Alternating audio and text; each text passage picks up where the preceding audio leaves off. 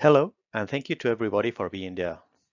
I'm Carlos Lopez-Colina from the University of Oviedo, and I'm here presenting our work about the stiffness of equal width welded beam-to-column connections, in which the beam is an open section and the column is a rectangular hollow section. The contents of this presentation are, firstly, an introduction stating the aim of the work.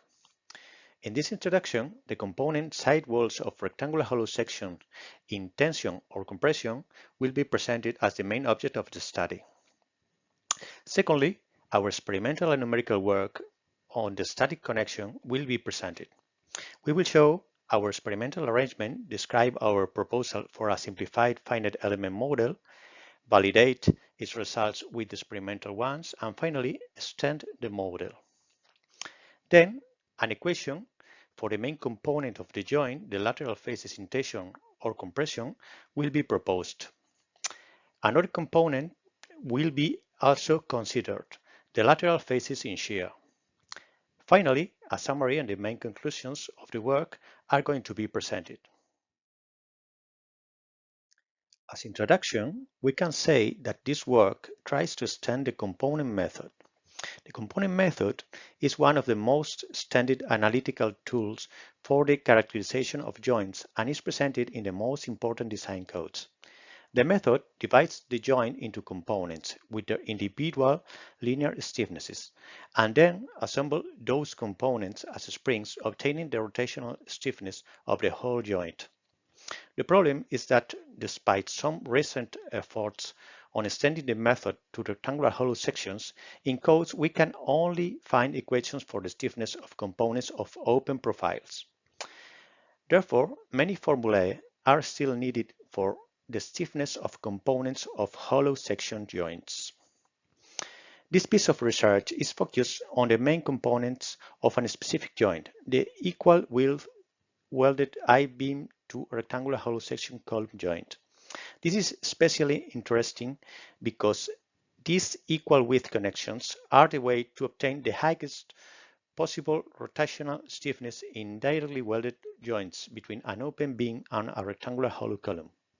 The main components are the side walls in tension or compression that are in red in the slide, but we can also consider another component that is the lateral faces in shear, the violet one in the slide. So the main component in our joints will be the side walls of the rectangular hollow section column in transverse tension or compression. This is equivalent to the component column web under transverse compression or tension in conventional open columns. In equal width joints with rectangular hollow columns, the beam flanges transfer the forces to the lateral faces of the rectangular hollow section, and the front faces don't influence the rotational stiffness. The lever arm will be the separation between the center of the two flanges of the beam. And if we assume that the stiffnesses of the component under tension and under compression are equal and equal to K, in a case in which we only have these two components, the rotational stiffness can be calculated as it's shown here. However, we just can assume that the only components working are these in a load arrangement like this one, a symmetric double-sided connection with equal and opposite moments. The experimental work was carried out on 9 symmetric double-sided connections, in which we study the component lateral faces under tension or compression. The beams in these connections are IP200 and IP300, and 9 different rectangular tubular columns were used, all of them with a width equal to the one of the beam to avoid the influence of the front face on the stiffness. An additional set of 2 single-side connections was also carried out to assess the influence of the lateral faces under shear. This is the component that comprises the piece of lateral faces between the tension and compression zones. The rotations in all these experimental tests were measured with a digital image correlation system. So the results were the complete moment rotation responses of the complete joints. But for this piece of work, we will use mainly the initial stiffness. That's the slope of the initial linear part. We also performed and tested a simplified finite element model with shell elements with ANSYS. It was strictly necessary to simulate the welds, also with shell elements, to obtain good results. The material was also simplified as elastic plastic with isotropic hardening, following the statements of Eurocode 3 1.5. The strength hardening effect on the coil forming in the corners of the rectangular hollow sections was also simply considered by a homogeneous increase of the yield limit according to Eurocode. The finite element model was validated by comparing its results with the experimental results. For this purpose, it was necessary to use the actual measured dimensions of the profiles and the material properties experimentally measured with the standard tensile tests.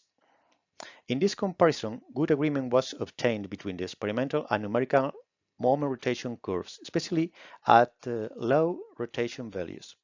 This means good agreement in terms of initial stiffness with low differences that can be seen in the table. Therefore, we can say that this simplified model with shell elements is useful and obtains good results with a very low computation effort and few nodes.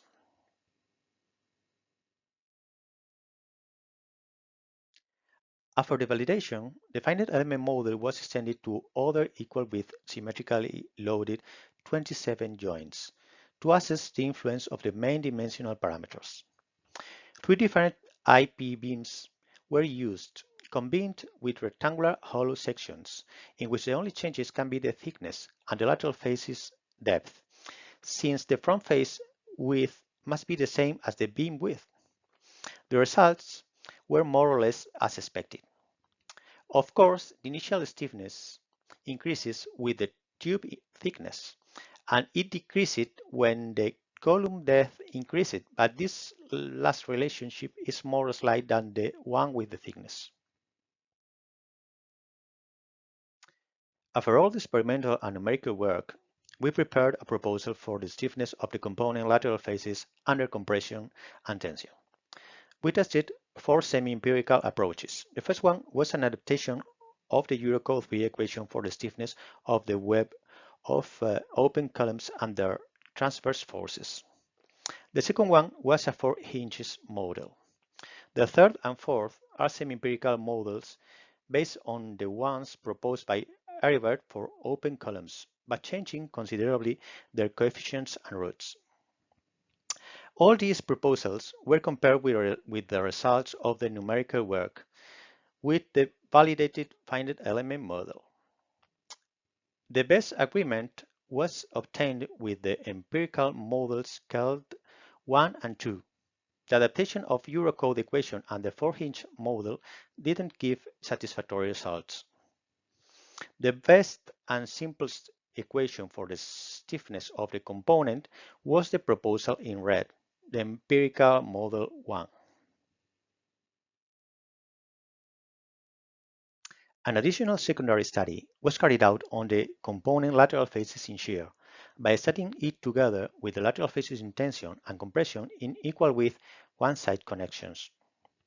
The component lateral faces in shear is not the main one, but it also could have influence on the initial rotational stiffness of the joint.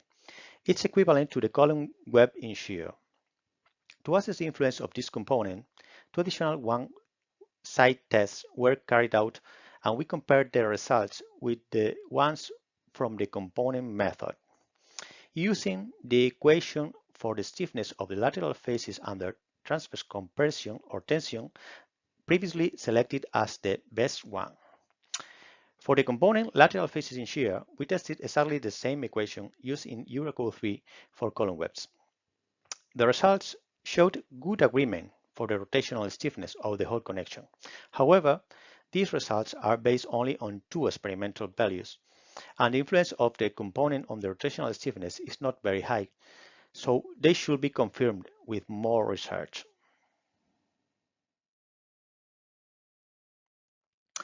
As a summary of our work, this is basically an attempt of extension of the component method to joints between I-beams and rectangular hollow section columns. We have studied the stiffness of the component side walls of rectangular hollow section under tension and compression, and additionally under shear. The research is based on 11 experimental tests in double-sided and single-sided joints, in which we measured the rotations with a digital image correlation system. Additionally, we validated and extended a simplified shell finite element model. Then we used the extension to assess 4 equations for the stiffness of the component side walls of rectangular hollow sections under compression and tension, selecting the best one. The component lateral faces in shear was also included in the component method by directly using the Eurocode proposal for the column webs.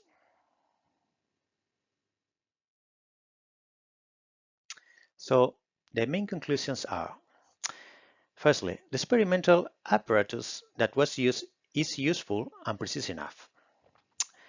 Then we can say that for the study of the stiffness, our simplified finite element model with shell elements is precise enough and gives good agreement.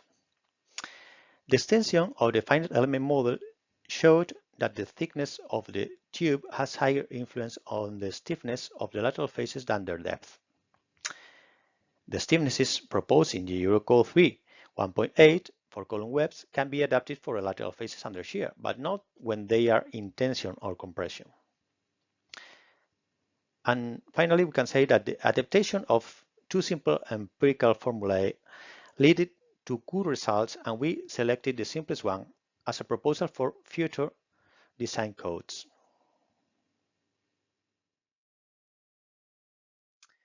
This is all, but before ending, we should mention our funders that are the Research and Development National Program of Spain and the CIDECT.